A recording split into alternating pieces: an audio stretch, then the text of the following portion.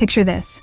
It's July 1518 in Strasbourg, a busy city in what's now France. A woman named Frau Trophea steps outside and starts dancing. Not a fun little dance. Wild, crazy moves like she can't control herself. Hours go by. She doesn't stop. Her feet bleed, but she keeps going. Days later, other people join her. Dozens, then hundreds dancing nonstop. Some collapse. Some don't make it. This isn't a party. It's the dancing plague of 1518, one of the weirdest events in history. What made a whole town dance until they dropped? Could it happen today? Stick around to find out. Quick question. Could you dance for a week straight? Let's dive into this mystery. To get why this happened, let's go back to Strasbourg in 1518. This city was packed with about 20,000 people, but life was rough. The Black Death had killed tons of people years before, and things still weren't great. Crops were failing, so food was scarce. It was like living through a pandemic, a food shortage, and a panic attack all at once. People prayed to saints like Saint Vitus, who was linked to dancing. Funny how that fits, right? Others blamed witches or poison. The whole town was stressed out, ready to snap. So when one woman started dancing, it was like lighting a match in a room full of gas. Let's see how it all kicked off. 1400 it all began on July 14, 1518. Frau Trophea danced alone in the street. By day 4, 34 people joined her. A week later, 400 were dancing. Men, women, young, old. They didn't want to dance, they couldn't stop. Their faces showed pain. Their bodies shook. But their feet kept moving. Some danced for days, even weeks. People said they looked like they were in a trance, groaning but unable to rest. Reports from the time say up to 15 people died each day. Heart attacks, strokes, or just pure exhaustion. Imagine dancing so hard you can't eat, sleep, or think. Creepy, right? The town was freaking out. Was this a curse? Something in the food? Or were they possessed? Here's a wild thought. What would you do if your whole neighborhood started dancing like this? Let's look at how the town tried to fix it and made it worse. The leaders of Strasbourg had no clue what to do, so they tried some wild ideas.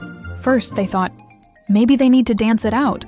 So they hired musicians and built dance halls to let people keep going. Spoiler, it didn't help. More people joined, and the dancing got crazier. Doctors said it was hot blood and tried bleeding people. Yep, cutting them to let out bad stuff. That didn't work either. The church got involved, saying it might be a curse from Saint Vitus. They organized prayers and even sent dancers on a pilgrimage to a shrine. The whole thing turned into a chaotic show, like a festival gone wrong. Imagine your town trying to fix a problem by making it bigger. What do you think was going on? Let's check out some ideas about what caused this madness. So why did this happen? Today, experts have some guesses. One big idea is mass hysteria, when stress makes a group act crazy together. Strasbourg was full of fear, hunger, and worry, so maybe people's minds just broke. Another theory is ergot poisoning. Ergot is a mold that grows on rye bread, and it can act like a drug, causing shakes or hallucinations. Sounds like it could explain the dancing, right? But not everyone agrees. Ergot might cause twitching, but dancing for weeks. That's weird. Some say it was a religious thing, like people thought they were cursed by Saint Vitus and danced to pray it away.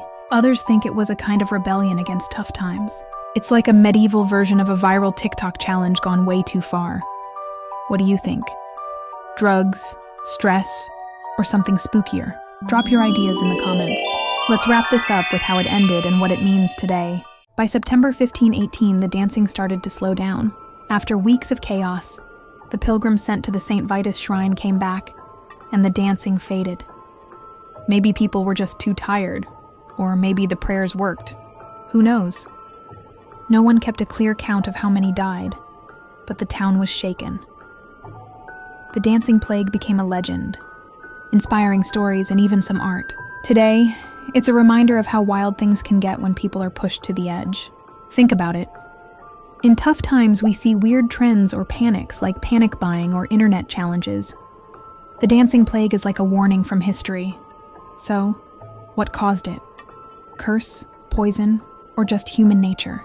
Let me know in the comments. If you loved this weird story, hit subscribe for more crazy history. Next time, we'll dig into another mystery, maybe the Voynich manuscript. Oh, and fun fact, St. Vitus dance is now a real medical term for a shaking disorder. See you next time.